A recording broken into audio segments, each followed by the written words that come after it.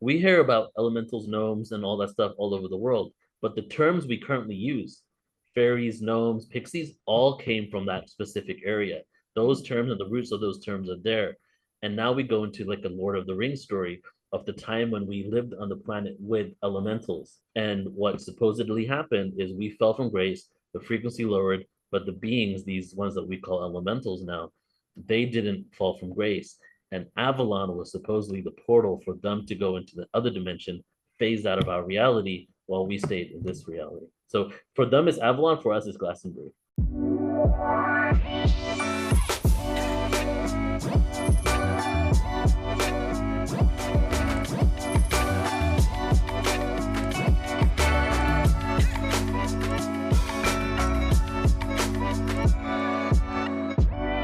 Hello, everyone. Welcome back to today's episode of First Contact. I'm your host, Isha Patel. And if you are new on this channel, we would love for you to give us a like and subscribe so you can get more of our amazing content. Now, today on the show, we have a return guest who you guys thoroughly enjoyed last time. We have Neil from Portal to Ascension. And today we want to talk about some deeper topics that we didn't get into last time about ley lines and Glastonbury and energies and druids. We have lots of exciting things planned for you in today's episode. So grab your popcorn, grab your tea, settle in. We're going to have a great conversation. Welcome back to the show, Neil. It's a pleasure to have you here. Thank you, Isha. It's good to be back here with you too. Absolutely. So Neil, we are sort of thinking about, some fun magical energies to talk about in today's conversation. And the one conversation we really wanted to bring up today was about these sacred sites. And one in particular that I've been to and you've been to, and you host events there as well, is Glastonbury. Tell us, just as a starting point, what is really special about Glastonbury? Yeah, there's so many things. Like there's in the last few weeks I've been on some shows talking about it, and I'm realizing there's like probably like 10 to 15 distinct things about that area that makes it very special. And just a few of them. Well, right now in the modern world, in the consciousness awakening community, we say that there's chakra points around the world, right? Like Mount Shasta is a specific point, Sedona is a specific point, and a lot of those areas there's sacred sites, there's metaphysical communities. So it's been said that Glastonbury is the heart chakra center, and that in itself is a whole other conversation, because that goes to the point of how so much corruption, so much control and world empires rooted out of England actually happens to do with the reversal energy, and what Laura Eisenhower calls a reversal grid on England and the heart chakra, basically hijacking of that energy. So the reason why people say it's the heart chakra center is because there's specific ley lines, energy grids around the world that seem to cross over into Glastonbury. And it's a specifically a unique place because there's multiple ley lines that cross over each other, masculine and feminine, bringing in this divine masculine and divine feminine energy. And this sacred sites within Glastonbury. Glastonbury itself is a sacred site, but there's places like King Arthur's Abbey, there's places like the White Springs, the Chalice Wells, and that are beautiful oases of energy that you go into and you can step into this frequency. So when it comes to the historical component of it, I like to speak about the Druids and the Celts. So basically, the Druids, they were actually the priestly caste of the Celts, and a lot of people don't know that the Celtic people actually, the tribes. First of all, there are a lot of independent tribes. They had a common ancestor, but for hundreds of years, if not over 1,000 years, for some of them, they developed independently. So even though they had common spiritual beliefs and even druidic classes, they weren't all like engaging as an empire. But it actually spanned from modern day Turkey, which was ancient Anatolia, all the way. So we've discovered ancient sites of Celtic, ruins and archaeological sites all the way from Turkey to Scotland and Ireland. So this civilization and these tribes span quite a great distance. And then over time, sometime maybe over 1,000 years before the Romans, Roman Empire began, there was a migration into the British Isles of the Celtic people, right? And then there wasn't too many migrations after that, and the Celtic people in the British Isles evolved separately, even in Ireland, than the Celtic people in from Turkey all the way to, north of France. And the Romans started slowly but surely invading the lands of the Gauls, the lands of the Celtic people, integrating them, killing them, or having them escape once again after 2,000 years to the British Isles. And what happened when these Celtic people moved to the British Isles? They found ancestors of their own ancestors that had gone there over 1,000 years before. So as this was occurring and the Romans started taking over more and more land, the last, now this is the point here, the last stronghold of the Druidic ways was Cornwall, modern day Glastonbury. So it's really important in the fact that, you know, Western mysticism, right? Because we have the Eastern world, but when it comes to the pagan world, mysticism, the esoteric information before Christianity kind of swept the Western world, and then also the other two Abrahamic religions, the last stronghold of this deep esoteric consciousness was in Glastonbury. And even when Christianity came over there, a lot of the Druids and the Celts over there, they continued following their old ways, even though they converted to Christianity. They just converted to Christianity to basically avoid being persecuted, avoid being killed, right? So that's one component. But another one is it's very interesting that Christianity over there was actually predated the Roman Catholic Church. So the original Christianity that had this feminine energy connected to it, connected to Mary Magdalene, the first church was in the Glastonbury area. So it's a beautiful accumulation of Druidic ways and ancient Christian ways that predates the corruption of the Catholic Church came together in Glastonbury. So, that's just a few things, but a lot of beautiful independent but also related things that happened there over thousands of years. Yeah, beautiful. So I have a few questions on that. And Yeah. one of the things I want to bring into the conversation as well is the significance of these energetic points where these ley lines converge, and also the correlation of that with the UFO or the ET activity. And I guess one of the things I wonder is, do those things happen because of the energy that's already there, or does the energy become like that as a result of its history? What are your thoughts on that? It's a bit of a chicken or egg question, isn't it? It's interesting because I think it might be a little bit of both, because Right. the way it works is like when we give our energy to something, we literally can create it like that, right? Like if we all collectively get together and believe this specific stone has these powers, we can change the quantum field to give it those powers. Right. you know and then, but I feel originally it's almost like a vein system in the planet Earth where specific energies are flowing through. That's a sacred geometry, most likely some sort of sacred geometry that outlines the veins of the planet, and within that sacred geometry and those veins are where energetic currents flow. And And do I you think, do you think the ancient civilizations were able to tap into those points and put their temples or yeah. pyramids or stones there because of that? Yeah, exactly. And such a great example of that is Egypt. There's just so many, like that's a whole other show, and I'd have to do some research and remember a lot of information just to speak to you about it, because there's so much, so many things in regards to the alignment of all the structures there, especially the pyramids in the Giza Plateau, and the location. It seems like that they were aware that there was some sort of energetic current that they could tap into.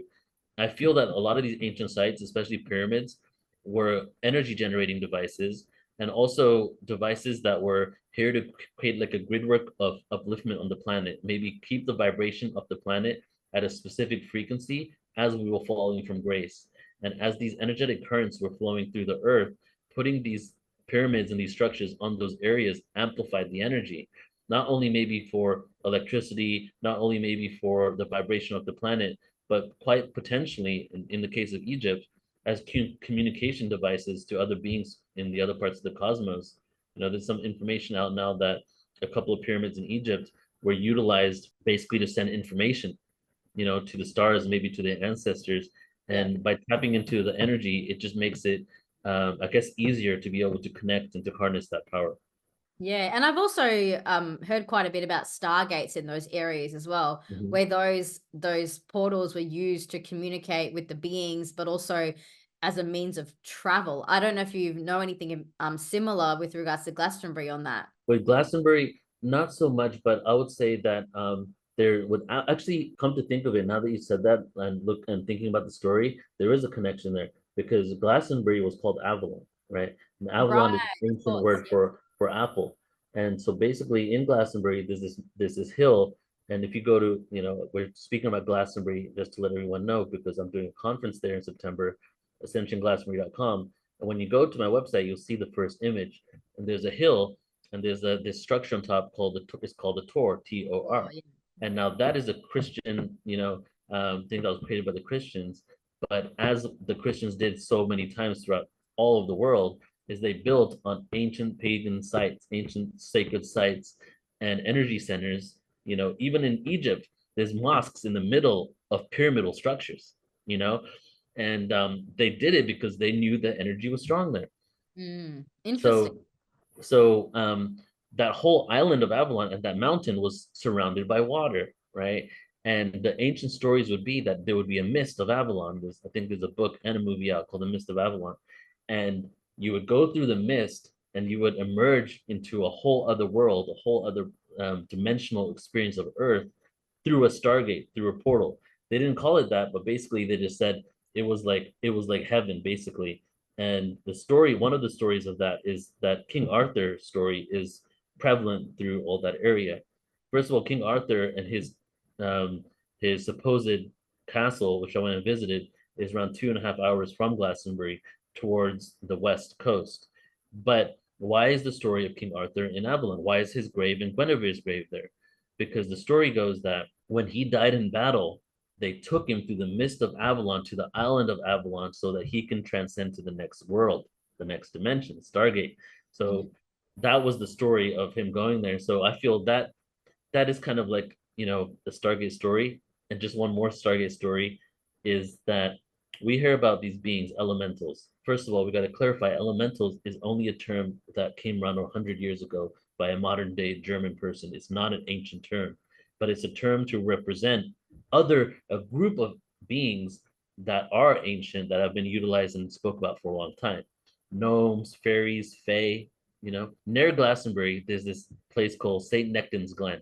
Oh, Okay, I so love that place. oh my Yes. God, it's beautiful.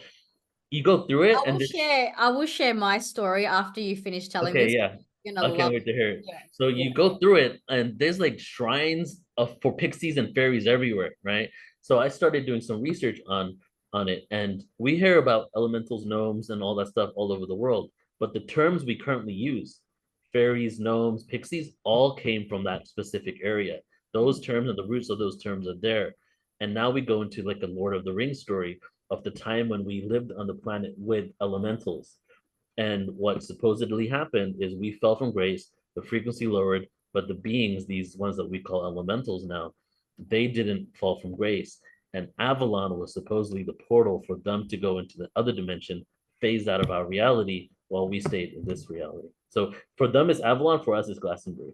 Oh, I love that so much. Yeah. So when I was there back in, I think it was around 2018 or something, I'm so glad you mentioned St. Neptun's Glen because Yeah, I think for me, out of all the places I visited, that was one of the most profound. me too. And when you go there, you walk through this little trail and they have like a waterfall at the end of it, right? Yeah. And when I got there, I stood on one of the rocks there and I was looking out across at the water with the waterfall behind me. And I dropped into this vision of myself overlooking all these fairies. And I was like a fairy queen. And Mhm. I felt this so viscerally. I saw myself standing there and everybody's looking at me. And it was the most blissful experience. And I stayed there for quite a period of time. And I had one of my crystals with me at the time. I took that crystal and I went up to the cafe and I was just totally blissed out in this magical fairyland. I sat down to have a hot chocolate and the lady at the cafe, we started talking. And she said to me that in that waterfall where I was standing, they had found a crystal, probably about yay big. So we're talking like, I don't know, 20 centimeters and thick.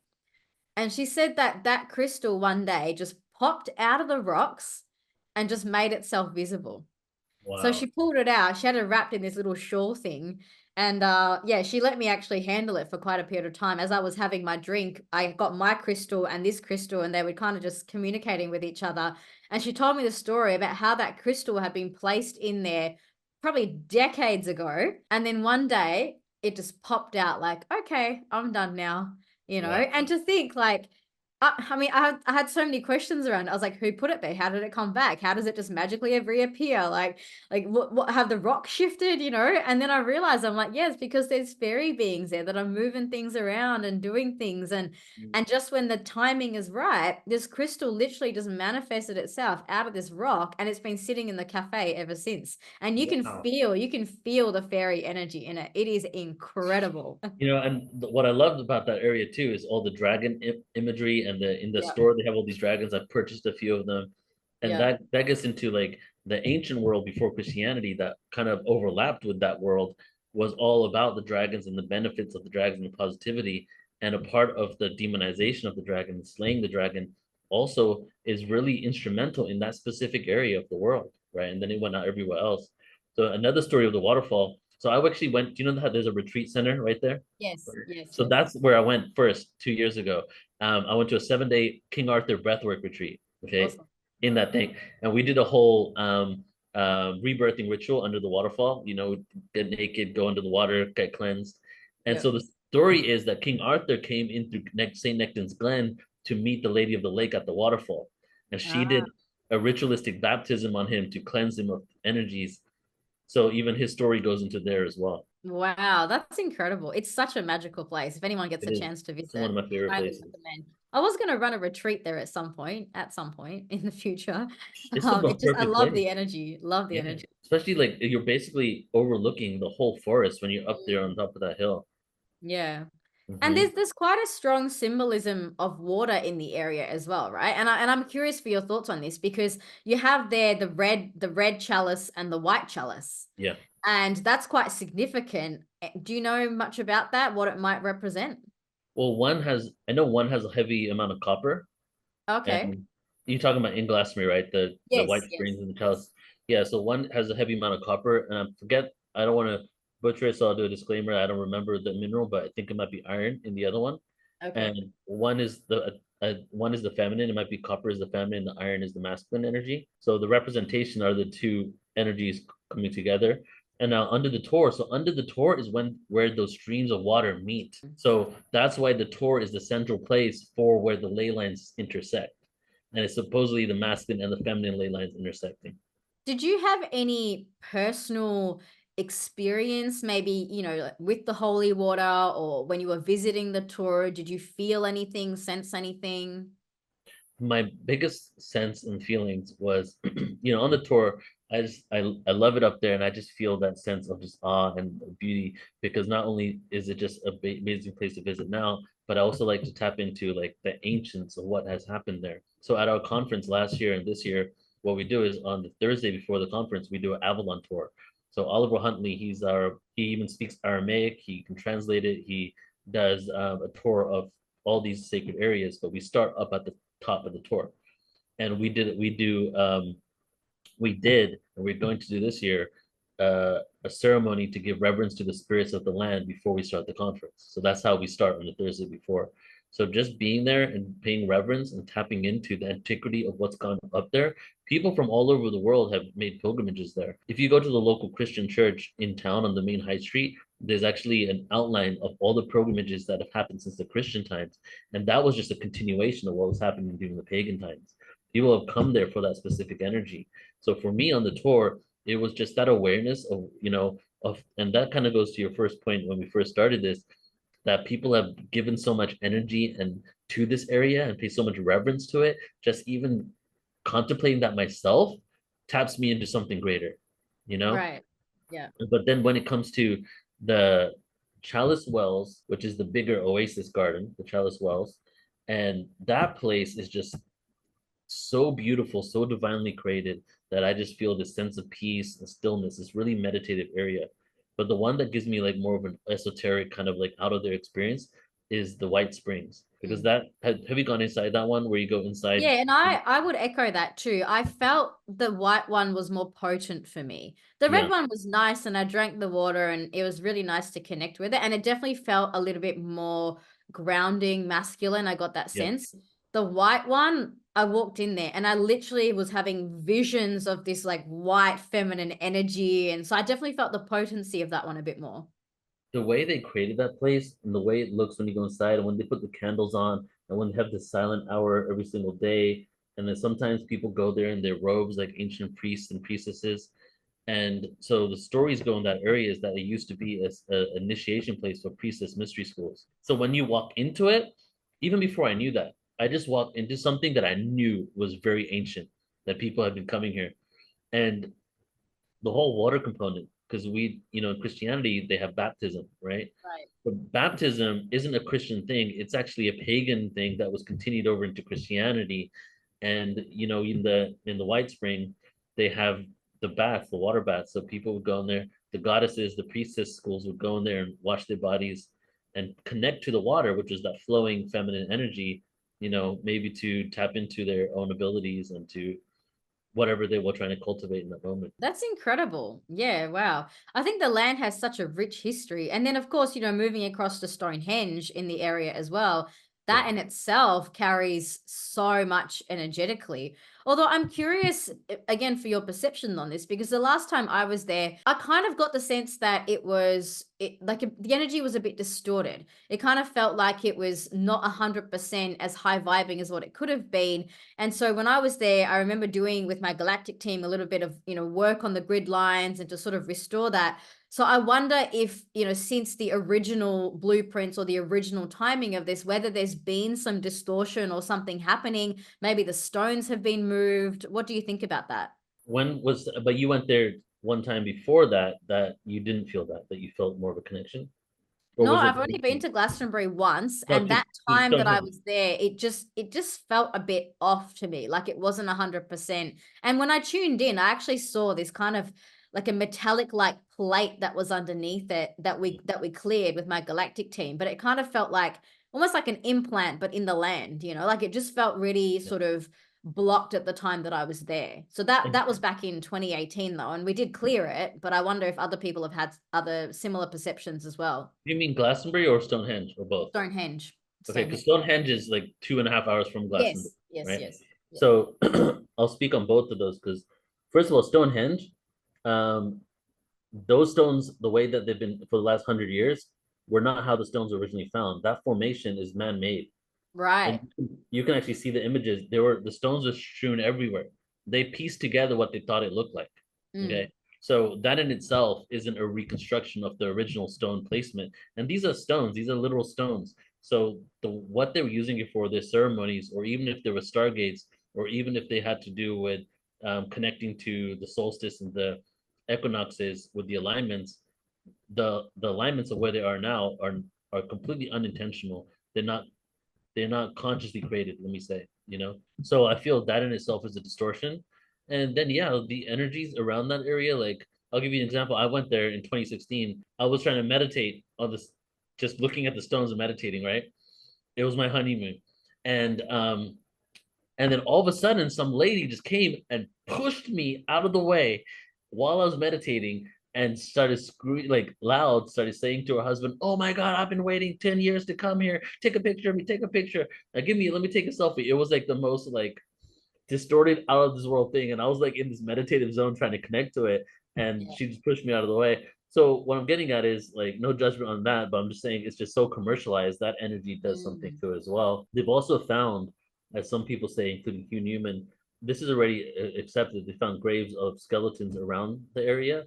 Now, what's not come out, but a lot of alternative people are saying, is that the graves were actually of giant skeletal Oh, remains as well. right. And that's why, because I don't know if you know this, but you used to be able to go up much closer. Now they have this whole thing around it. You can't go that Yeah. close at all. Yeah. And it's because they have an active archaeological site in that area where they're excavating and finding things. So definitely distortions, I would say there. And the distortions probably continued ever since the invasion of invading forces that were attempting to squash the old ways. And if any person, including governments or shadowy aspects of it, have any awareness of the sacredness and the power of these places, what are you going to do to make sure that people don't tap into that power? Because you don't want to lose your own power, right? No, with So you think it's Glastonbury, like a bit of a fight for power, and that's why they've changed it. I think a lot of it probably happened unintentionally because we just live in an unintentional, unconscious world. They're just Right. like, let's just put this together. But I do feel that there are those on the higher levels of, you know, of the world elite that are aware of it, and they control things on a higher level, and they probably have an invested interest in us not being able to tap into it. For all I know, Stonehenge, or whatever it was used for, sake in a sacred way, was either ritualistic and wasn't really a portal to another world, that so it doesn't even matter if it's in that way or not, or it was something that was really able to be harnessed to increase whatever quote enough frequency on the planet, and that they did actively do it in a way in order to distort that. I'm not sure. It could have just been ceremonial and ritualistic, you know, but Mm. they have found out that it was pre-Druidic, and Druidic people have been there for a long time. So whatever this was used for, people think it's a Druid site. It's not. It's before the Druids even got there, right? Right. Over like 2,000 years at least before the Druids. And then they give us all these datings, and you can't carbon date rock. So people just think because we're in this modern day where we can come up with datings for things. If you tell someone the date, they're like, oh no, this is what the date is. But you can't carbon date rock. All you can do is find the closest organic material to it and just be like, oh, this is the last person that was there, right?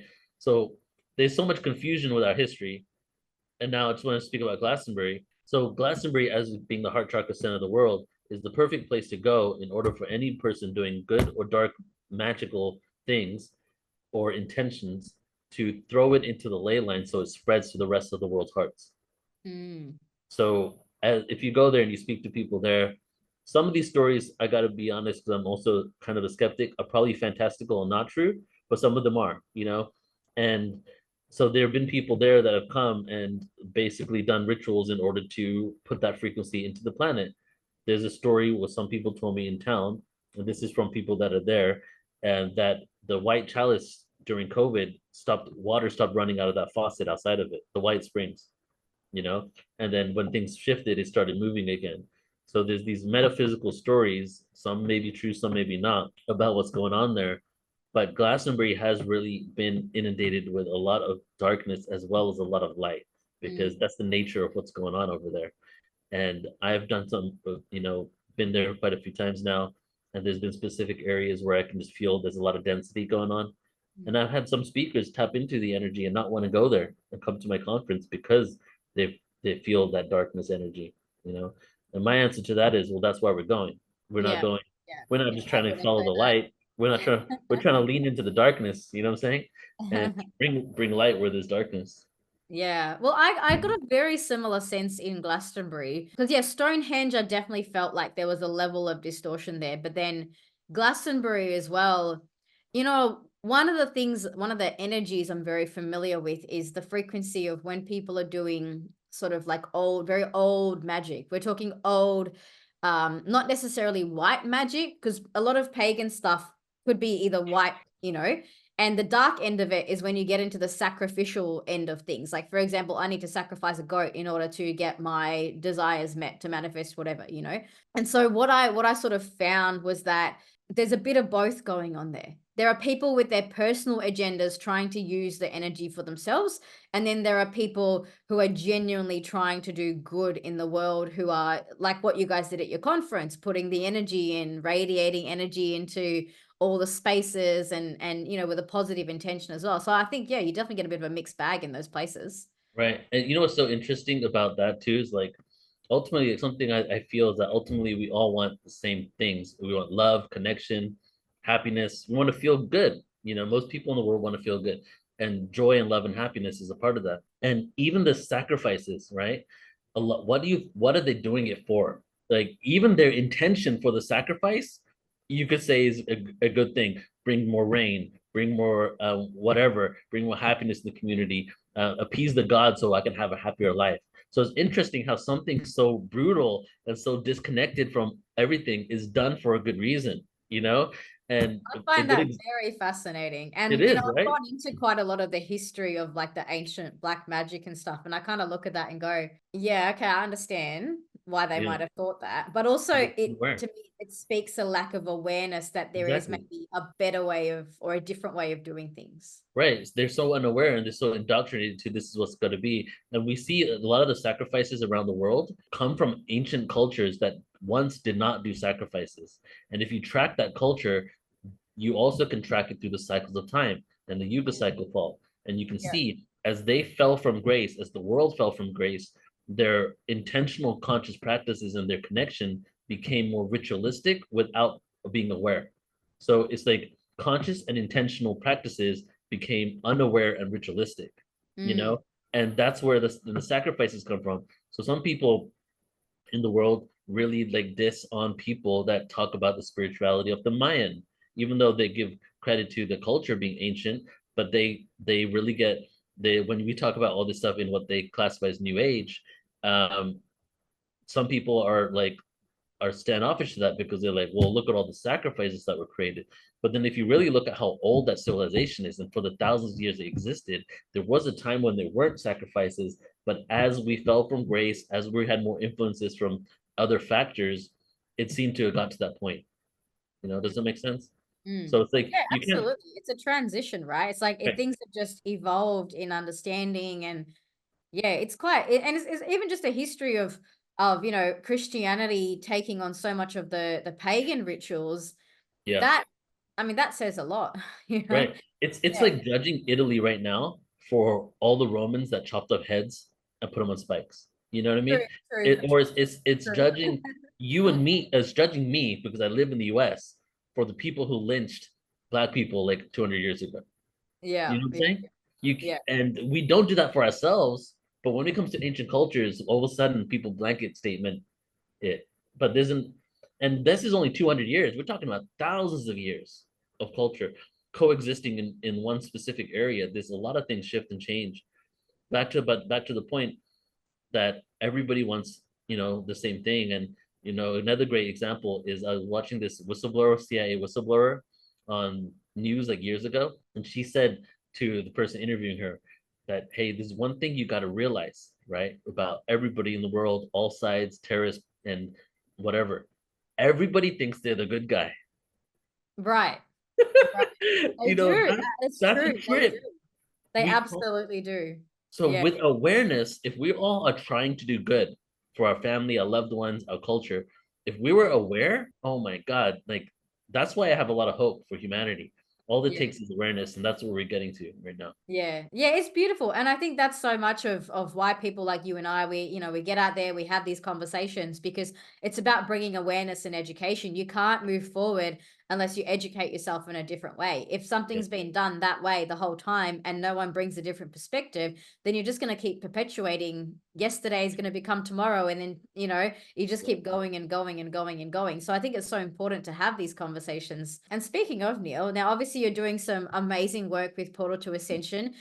Tell us a little bit about your events and your vision for contributing to the ascension and the awakening for people. yeah. Give a quick summary about it. Woke up, and I shared this on the platform already. Woke up in 2001, looked for the root of all religion, and as I started finding out a lot of our true history and how our history was manipulated and shifted, and we've been on this planet for much longer than we've been told, and we have a connection to the beings from all other types of worlds and dimensions, and a lot of these gods and angels probably were that. I'm realizing just what we've been talking about, that the awareness on this planet has escaped us for quite some time, and this time has been prophesized as what I would call now not just the Great Awakening, but the Great Remembrance. Us remembering our true connection to the cosmos, but ultimately the way we're going to get there is by creating a connection with what's within. I believe that this is a quantum reality, and everything is a holographic projection of the cosmos within every single quantum cell. And you can even see the way the quantum world works is a mirror reflection of the way the outside universe is working. And so as we start doing these shifts and getting into the quantum world within us, releasing galactic trauma, neutralizing our own karmic imprints, um, getting to a place of non-reaction, doing the work where we can sit and have compassionate conversations with those we disagree with, and creating awareness so that we can come up with a consensus of the way this reality works. As we start doing that, the external world has no choice but to reflect that for us. So, and I could speak on that for a long time more, but if I was going to really get down to the point of it all, I was asked on a panel in Sedona Ascension Retreat, actually, the year before you went. I was asked, there's one thing that could change in the world, what would it be? George Nori panel asked me this, right, George Nori? And I said, with a snap of a finger, I would cure amnesia. Okay. And what that means is that we're in this world where we forgot our connection to the cosmos, we forget our connection to the divine, we forgot our past lives, we forgot our ET lives. We're in this place where we have had our brains wiped clean with only fragments of awareness, some more than others. If we could get to a point where we reconstruct that and have remembrance of who we truly are and our connection to all that is, many of the world's solutions will shift and change. So what I'm doing with Portal to Ascension, all these different events, are there's thousands of ways to get to the remembrance, many ways. So we do so many different things with different topics, different types of productions in order to just spark that awareness in people so that we eventually get to the collective remembrance of who we truly are and what we're capable of creating on our planet, which is a really beautiful, empowered, technologically advanced planet and civilization where ultimately I would hope that we can start traveling through space and going to visit other planets, really expand that out there, you know. I love that so much. And in the meantime, before we get to that point, we can go find portals, stargates right here on Earth that can Yeah, help us with that awakening and that remembering, right? exactly. Yeah. Which is why everybody should go to Glastonbury. Yeah, it's a process of like something I like to say is that we can't take our baggage into the next dimension, you know, Right. which is why there's so much chaos and craziness because the collective baggage, you know, is coming to the surface to be dealt with. And some of it seems to be ugly, but we need to reconcile the ugliness with just the shadowy part of who we are. The shadow is a part of us, you know, the shadow is a part of the light, you know, so it's like as we start reconciling that and doing that work, then we will start moving into the world that I just outlined. So Glastonbury will be one of these conferences. And the reason why it's cool is because it's a tour, it's a retreat, it's a conference, it's grid work, and you can come for the 6 day experience or for 3 day conference. So you can come on Thursday and go to the tour. Then on Friday, Saturday, Sunday we have the conference, and then on Monday we have post conference workshops, and then on Tuesday we have Stone Circle tour of Avebury. So it's yeah, it's gonna be really really powerful. Amazing. Well, thank you so much, Neil. Just before we finish up today, there's a lot of people out there who are wanting to make contact, wanting to remember. And then, sometimes life just gets in the way. What message of hope can you give to people who have the intention and the desire, but maybe need to take action on that? And the intention and desire to make contact, you said? To awaken themselves and to do this, releasing Yeah. of the traumas and all everything you just spoke about. No, something that, and this is speaking from where I'm at right now, what I'm realizing, because there's a lot of my own traumas that are surfacing, things I haven't dealt with, childhood stuff, family dynamics. And I've started realizing that I have a lot of distractions in my life. And these distractions stop me from feeling certain emotions, certain thoughts, whether it's jumping on my phone, whether it's checking a specific app over and over again on my phone, or not sitting down myself, keeping myself active, being on the go go go all the time so that I don't really stop and really reflect in a deep way, but not even reflecting, just to see, feel, and observe, not feeling. So what I've been doing and what I'm noticing is assisting me is just sitting and just seeing how I feel. Not even trying to do any type of meditation technique, but literally just like not reacting to something, not reaching for something for the distraction, but actually feeling my thoughts, my emotions, my discomfort, my insecurities, the energy in my body, how my body acts when I feel uncomfortable about something, right? Sitting with it and feeling it. And I feel that the term you need to feel to heal is Mm. very much real. And so the more we can sit with ourselves, with our thoughts and how we truly feel, I feel the better we can actually get to a place where we start embracing parts of ourselves that we usually tend to push away, you know? And for me, that's my modality is like sitting with that. But I would say is if we can all get to a point where we can start embracing parts of ourselves that we push away, that is the true soul retrieval. That's the true shadow work. And as we do that shadow work, you can't just keep following the light. We gotta acknowledge the collective darkness and the darkness within us, but from a place of non-judgment. And as we start doing that, I think things are going to start changing more rapidly on the earth. That's a really beautiful message and a hopeful ending. Thank you for being with us again, Thank Neil. you, It's been a Isha. pleasure having you on the show. Thank you. I appreciate you. You too.